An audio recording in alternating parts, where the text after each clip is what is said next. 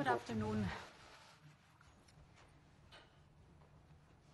We see now that since almost 3 months, Russia is waging a brutal war against Ukraine, and it threatens all those that support Ukraine in its legitimate defense against this aggressor. Putin's war poses fundamental challenges to our union, and thus today we had a huge package in the College of Commissioners that was dealing with the topics that emerge because of this war. For example, today it was on this energy security of supply. It was a big file on defense, and we were dealing with a big file on the support for our neighbor Ukraine. And this I want to report here. First, on the energy topic. Putin's war is, as we all see, heavily disrupting the global energy market. It shows on one hand how dependent we are on imported fossil fuels, but it also shows how vulnerable we are on relying on Russia for importing our fossil fuels, and therefore we must now reduce our, as soon as possible, our dependency on Russian fossil fuels. I'm deeply convinced we can, and thus today we presented our plan to realize these objectives, the plan that we call REPowerEU. If you look at what has been done already, this shows that is a process going on. We have phased out of coal. Or if you look at the gas, last year 40% of the imported gas was imported from Russia to the European Union. This year already in April we were down to 26%. So it's going in the right direction, but we have to accelerate. And with REPowerEU, we show that we can replace Russian fossil fuels by working on 3 levels. The first level is on the demand side. That is saving energy. Sounds simple, is simple, but very effective. Then on the supply side, it's of course diversifying away from Russia for fossil fuels and towards other reliable, trustworthy suppliers. And the most important part, accelerating the clean energy transition, so massive investment in renewable energy. Fortunately, we do have already the foundation for doing this in place, because we have, as you know, already embarked on a transformation of our energy system to become climate neutral. This is the famous European Green Deal. And this European Green Deal and Fit for 55 was already ambitious. But today we're taking our ambition yet to another level to make sure that we become independent of Russian fossil fuels as quickly as possible. This whole approach is REPowerEU. So REPowerEU will help us to save more energy, to accelerate the phasing out of fossil fuel, and most importantly, to kickstart investments on a new scale. So I would say this will be the speed charging of our European Green Deal. To start with the most obvious, that is energy saving. Energy savings are the quickest and the cheapest way to address the current energy crisis. We will therefore increase the EU energy efficiency target for 2030 from 9% to 13%. Then there is the massive investment in renewable energy, the biggest task. Here we are increasing our target for 2030 from 40% renewable energy to 45% renewable energy. And in REPowerEU we come with a whole host of actions to scale up and speed up the clean energy transition. I want to give you a few examples. We are, for example, proposing to speed up the permitting procedures for renewables. As you might know, today it can last 6 to 9 years to have the permitting process ready for a wind park, for example. We now want to define go-to areas and make sure that there the permitting process is down to 1 year. The same goes for the permitting process for associated infrastructure, like grids. Or another example, we're proposing a solar rooftop obligation for commercial and public buildings as of 2025, and for new residential buildings as of 2029.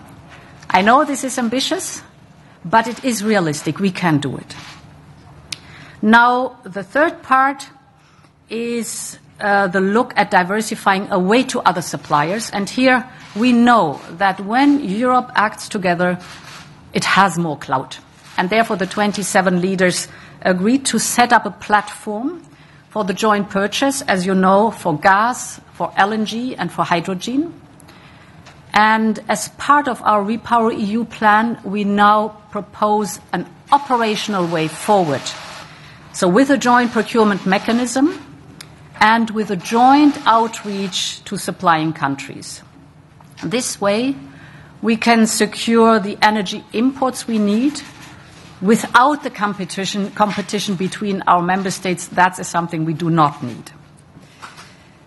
Now, all of this, what I just described, will of course require massive investments and reforms. We are mobilizing up to 300 billion euros.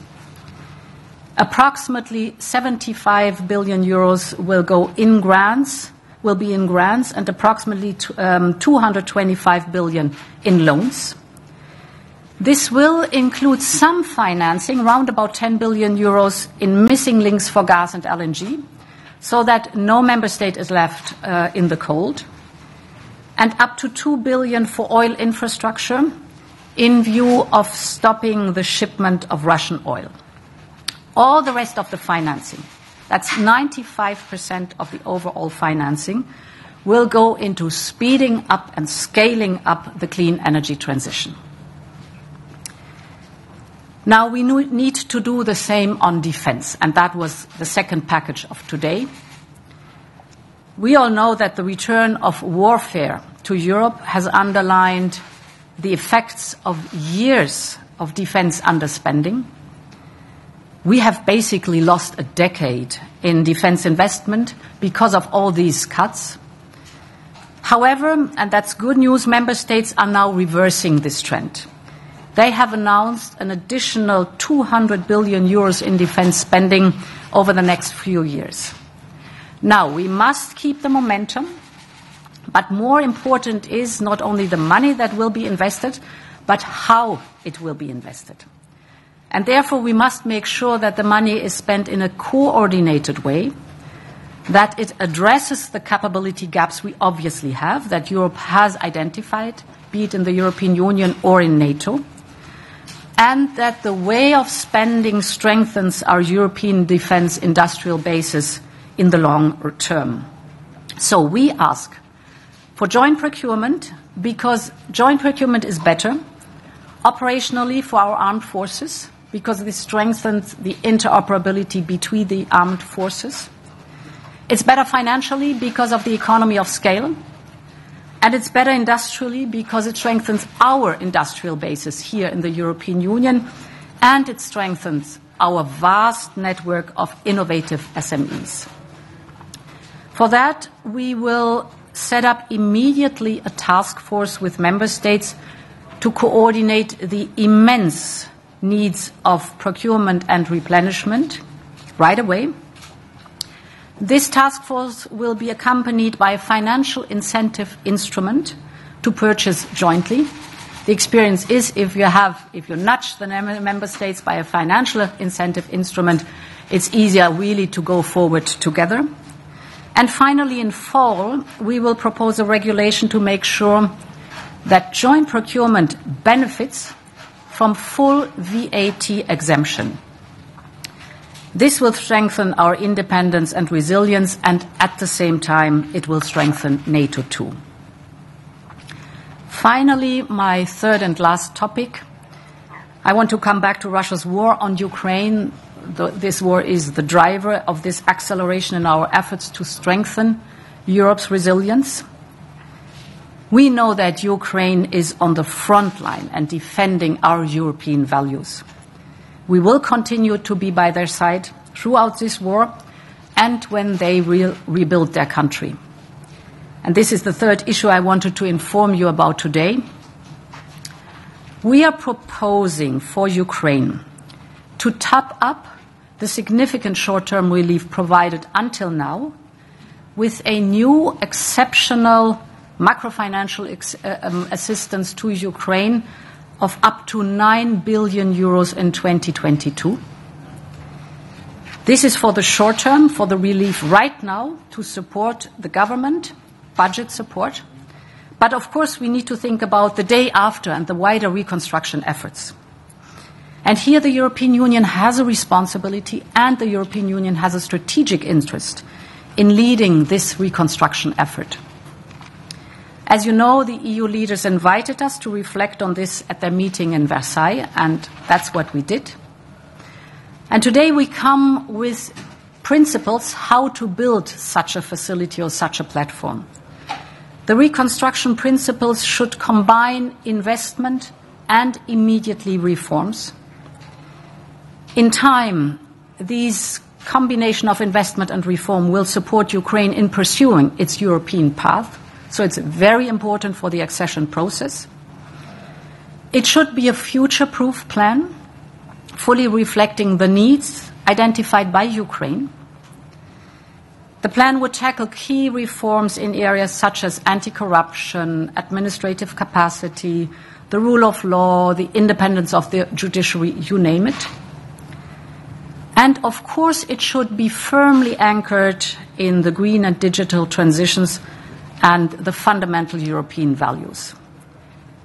But of course, the European Union would and should not be the only one contributing to this effort. And this is why we are proposing a reconstruction platform as part of this plan.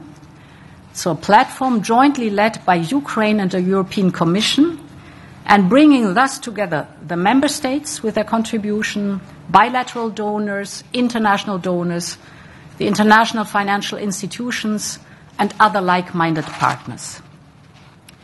The aim of this platform would be to agree on the direction of travel and to ensure maximum synergies of all efforts.